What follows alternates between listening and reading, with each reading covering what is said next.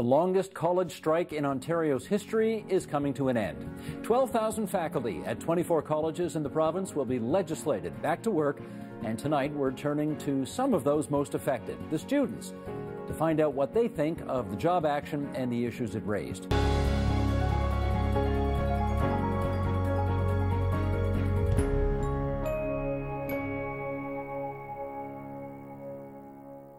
Striking faculty at 24 colleges across Ontario this week voted 86% against the final offer in their contract dispute with the colleges.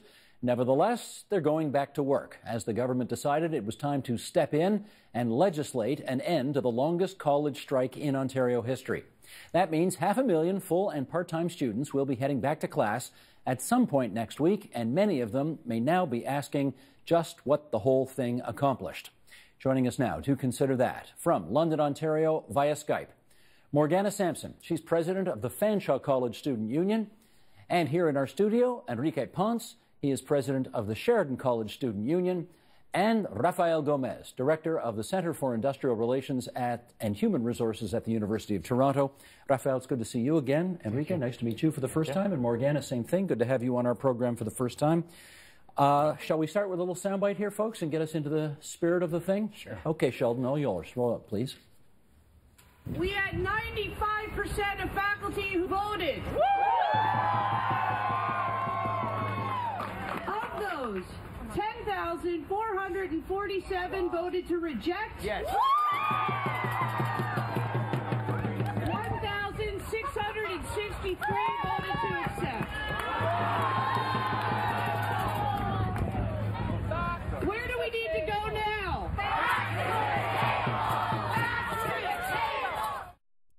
In fact, they're not going back to the table. In fact, the provincial government has stepped in and legislated an end to this thing, or will try to do so over the weekend.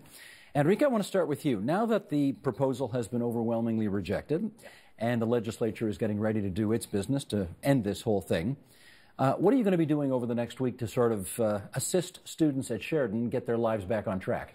Yeah, that's a tough one because we know it's going to be difficult to acclimatize our students once they get back into class. And we've been working with some of the resources that we have on campus to just have some sort of wellness program once they get back into the classroom, because the big thing that's been affecting our students is the mental health aspect. So we know they're not going to be motivated when they want to get back to class, so we're going to really try to have some sort of de-stress activities, really try to be... What does that mean, de-stress activities? De-stress activities, you know, we try to run, we ran some when we hit midterm mark, and that looks like having pause rooms, so therapeutic dogs. We're looking to have, you know, some of our regular programming in our pubs to kind of have that fun, because we know that they're going to be really stressed, but at the same time, we want to make sure that they're sort of ready to get back in the classroom. So we're working with some of our college administration to Good. Morgana, let me get the same from you. What's going on in London that you think will ease everybody back into the classroom? So we will be working on actually similar things as Enrique had said. So a lot of stress relief stuff. We have a chill lounge that'll be happening on the Wednesday. We have free food as well that's going to be going on the Monday and Wednesday. So students should look out for that. Just as a big welcome back. And we might do a sort of a photo booth with strike survivors. We survived the strike sort of idea. Gotcha. Morgana, just to help everybody understand how stressful the last 5 weeks have been for students who, at one level, I guess you've had a lot of time off to consider your futures, but at another level, I'm sure there's been some concern about potentially losing your year and all of that. There's been so much student concern, and I consistently just hear anxiety from students. Students are telling me it feels like no one cares about my education or my future, and they want to get back to class. This break has not been a break for students. It's been 5 weeks of anxiety and concern. People are uncertain about placement. There's placement questions. There's lease agreement questions. There's funding questions. There's so many questions that are unanswered right now, and that leaves students in a state of where should I go from here and who's going to help me? Well, that's a good list of questions, and Enrique, I'm going to add another one to the list. Who do you blame? Well, it's tough to point a direct finger at somebody because we try to respect the process, and we know that faculty want to get certain outcomes. But I think this has been very different from any other strike, where it's just the specific points when it comes to academic freedom and when it comes to full-time ratio, it's not an easy one to negotiate. So I don't think there's really one person to blame because both are trying to negotiate and we have to kind of respect that process. But it's just been kind of tough being a student and caught in the middle where we don't know where to go next. Morgana, when you talk to your friends, do they blame one side over the other or even a third party for what's gone on? They're overall just frustrated. And my big sticking point is that students are not at the table and we have no representation within the bargaining process. And that's where I have an issue. So I'd like to see that this never happens again and that that when there's another strike, students are not, their education is not at a potential loss and that no harm can come to their education. They're paying for a service that they haven't received. So overall, it's the process that's not correct and that needs to be resolved and fixed. Let's pick up on that. Raphael, how could the process have been, I mean, it's a collective bargaining dispute, right? Yeah, I mean, right. they negotiate. Yeah. They couldn't come to an agreement. Yeah. What could be different so that, you know, if this ever were to happen again, students aren't sitting there for 5 weeks waiting to find out what's going to happen? Well, I think the issues, and I thought this was a new idea. We were discussing this earlier in the week when a reporter from the Star phoned a bunch of IR experts, industrial relations experts, to get their take on it. My view was that the colleges have outgrown a system in which all of these things get centrally bargained. There's just one bargain agent, basically, for all 24 colleges. Exactly. They don't bargain individually, college by college. No. One agent for all 24. Yeah, and in fact, it's been strengthened as a result of a report in 2008 by Whitaker. It's called the Whitaker Report. And they actually strengthened that to some extent. It gave the powers to bargain exclusively to this third party, which had already pre-existed, but it was reinforced, this council of colleges. So should we go to a new system where it's college by college bargaining with its individual faculty? Well, this is what's interesting. I thought that was sort of a ready point that we now have come to terms with, but there have been series of reports on the colleges going back to 1985, which was almost the 20-year mark of the history. It was the Solnick report. And there, Solnick was trying to figure out what were all the problems. There weren't strikes because it was very hard to get to a strike. There were all these third parties that could be brought in before a strike was triggered, mediators, fact finders, then arbitrators. You know, there was a lot of steps and hurdles to get to a strike position. But one of the things they said is that almost every bargaining round, and back then there were yearly collective agreements because of inflation. So you could only have a bargaining collective agreement for 1 year and then be bargaining again. Fortunately, we're not there. But one of the conclusions of these reports was the colleges have outgrown the system that was designed initially to be one system. They didn't want, when Bill Davis and his colleagues set up the college system in their foresight, they didn't want a U.S.-style piecemeal system. Community colleges were very diverse in their quality. Ontario didn't want that. They'd scanned the models of the U.S. too decentralized. So they thought of it as a real coherent system. At the time, there were half a dozen colleges, and we have to revisit that. I think so, because the colleges have the largest college in the late '60s had 10,000 students. I think it was Seneca. Now it's 100,000. Yeah, it's a system that's, I think, requires a little more decentralization. They did allow in this Whitaker report for more local bargaining, but because you have this very strong central bargaining agent, kind of all these issues that should be dealt with at a more local level get pushed to the top, as Enrique was saying. Very hard to negotiate those kinds of ideas for a 24 college system. Let me get Morgana on that. Have you had any discussions with your fellow students about whether or not it makes more sense to go to a different kind of bargaining model so the whole college system, 500,000 students, are not all, and I hate this expression, but it works, held hostage by other activities? I think that's a really great point that was made there about every different college has different needs, right? And to bargain all together might not be the most efficient way. So yes, it's something that we should look at, certainly. What do you think, Enrique? Yeah, I think that's a really good point because that's something that even Morgana and I were kind of discussing when we had the opportunity to meet with Deb Matthews. And this is the minister in charge. Yeah, minister in charge. And that was kind of our frustration where this sort of bargaining system is not working. And I think there needs to be a different take on it because it's hard enough to bargain on those top issues, but it's even more so to kind of paint all 24 colleges with the same brush. When you said to Deb Matthews, the advanced education minister, this new system isn't working, did she agree? Well, she didn't really comment too much because we were really trying to advocate on multiple issues, and it's hard to talk to so many pieces when we only have half an hour of her time. Gotcha. So it wasn't discussed at length, but we did make it evident that we want to be at the table. We want to be a part of that process. What that exactly looks like, I don't know, but I think it's something that myself and my peers are going to be advocating for. Raphael? But one thing I wanted to mention was that you can still get the best of both worlds. There are certain advantages to having a collective, sort of a sectoral approach. Those things are very good to bargain over very general items, benefits, pensions, general wage agreements. For the province especially, when you get hit by, say, another financial crisis, we hope not, and your finances are hit, it's nice to have a lever that you can push so that wages don't spiral out of control and you affect quality of education.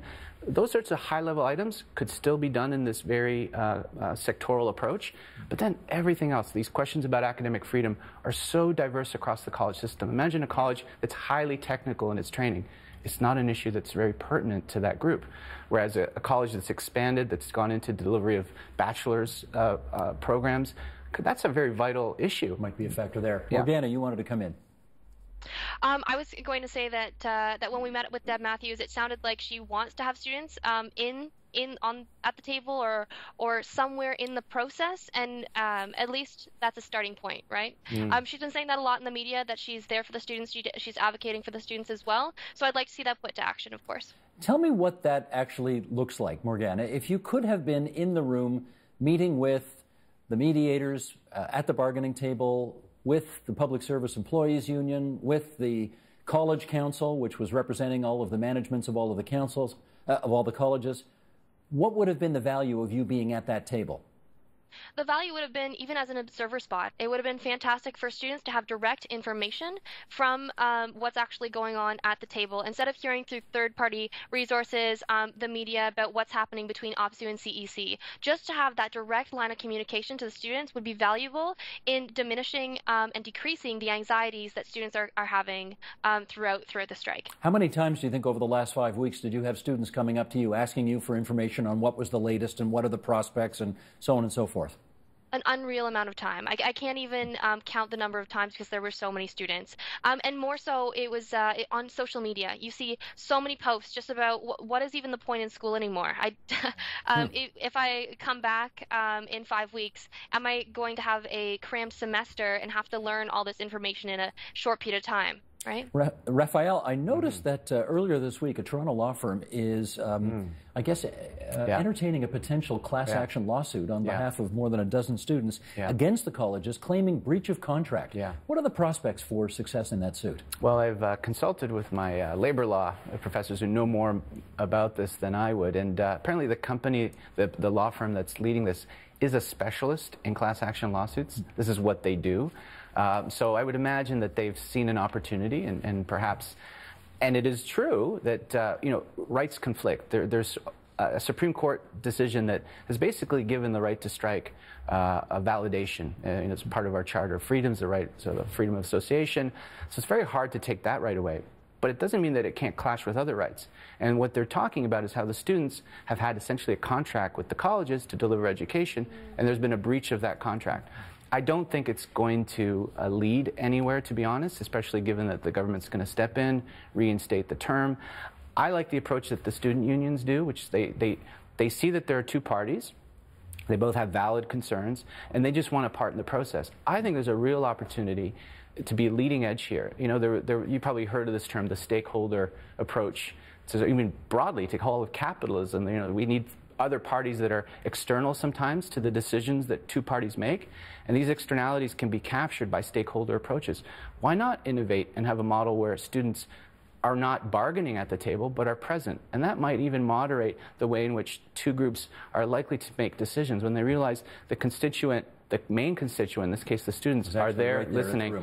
Well, you know what? You said something in the midst of that answer that I want to pick up on, because you said it's difficult to get rid of the right to strike that teachers now enjoy.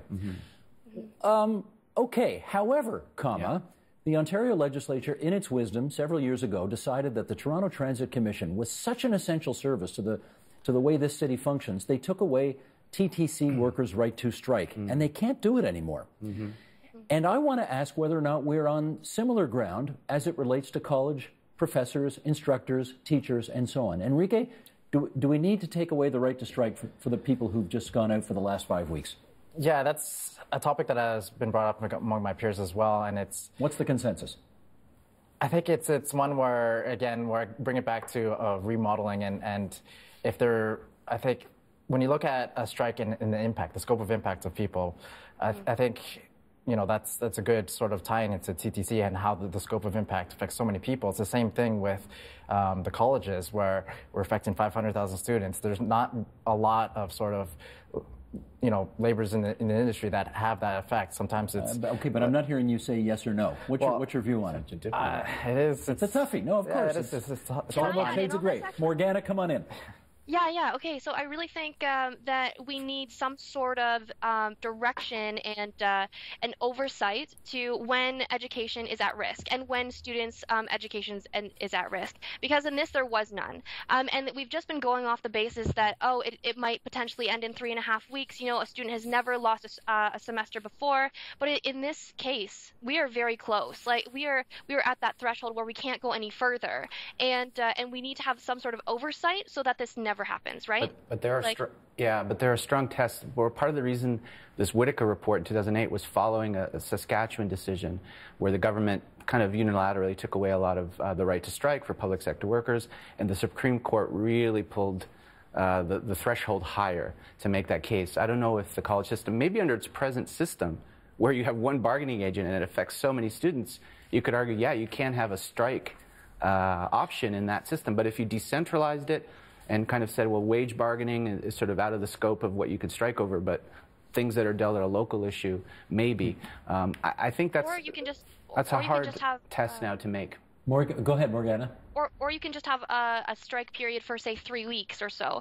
I've heard, and I don't know, do you know actually, say, paramedics and police officers, they only are allowed to strike for a certain period of time because they're a fundamental service. How is education any different? Yeah, the problem is that the bargaining agents then don't really work towards a bargain. When they know that there's a finite time and someone will step in, they actually don't negotiate an outcome. And that imposes costs, because then we as a province are funding mediators, arbitrators, and that's a cost to the system. You would hope the parties, and that was with the hope of the Whitaker report, that you had a mature system now, it was 50 years old, and you could have bargaining agents that could get to the outcomes. In fact, the employers asked for this to actually make it more like basically the Labor Relations Act that pertains to all employees in the province.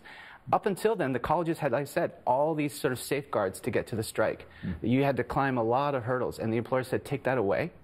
And now look at where we are. Yeah. We got a couple of minutes left, and let me put one more issue on the table here. And I mean, we know the province has saved millions of dollars in not having to pay faculty while they have been on strike. And there has been some question about what's going to happen, all that money they've saved. And there's been a suggestion that, and Sheldon, here we are in the middle of page 5 here. Let's bring this quote up. The province's colleges, according to Deb Matthews, the minister, the province's colleges must create a fund to help students who may be experiencing financial hardship because of a faculty strike that has canceled classes for almost a month. Yeah. She said this a week ago. Ms. Matthews says Ontario's 24 colleges will establish the dedicated fund with all of the savings from the strike made up of unpaid wages to striking staff and other savings from not operating the schools. So, Morgana, my question is, how's that fund going to work, and are you guys going to get some money back, or what's happening here? So Sheridan and actually Humber, I was going to be on a call this past week with Deb Matthews, actually asking questions about the fund, and what we basically heard was Deb said there was $5 million in the pot, and that it would be distributed to colleges when, like, depending on need, and the college would actually pay the students right out depending on need. So things that could potentially be considered would be things that are over and above, it seems, anything over and above any regular costs of funding for colleges. Does that make sense? And Enrique, actually, can you add into this? You were there. Yeah. I actually had a rep on that call as well, and they talked about how that would be administered, and I know it's going to be a very difficult process because apparently it's going to be a committee that is going to be formed, and it's going to be 50% students, and the rest is going to be college administration that's going to be vetting students' concerns in terms of how they've been financially impacted by. Because you guys were all, I mean, presumably, don't come in here because I'm out of time. No worries, no. But I just, you guys expected the school year to be over at a certain point, at which point you might be getting into summer jobs and making money, and now I guess the school year is going to go longer. You're going to miss those opportunities to make that money in June or July or whatever. So compensation is necessary. Is that your view? I think so, because, and I don't know if that fund is going to be enough for all of our students. Understood. Can I thank Morgana Sampson, who's the president of the Fanshawe Student Union. She was there via Skype in London, Ontario. Enrique Ponce, president of the Sheridan Student Union, and Rafael Gomez from the University of Toronto. Rafael, I knew you were brilliant, but to see such fabulously well-spoken young people on our program, gives us hope. The student political movement is in good shape, I think, if you two are any indication. So thanks for being on our program tonight here on TVO. Thanks for having us, Steve.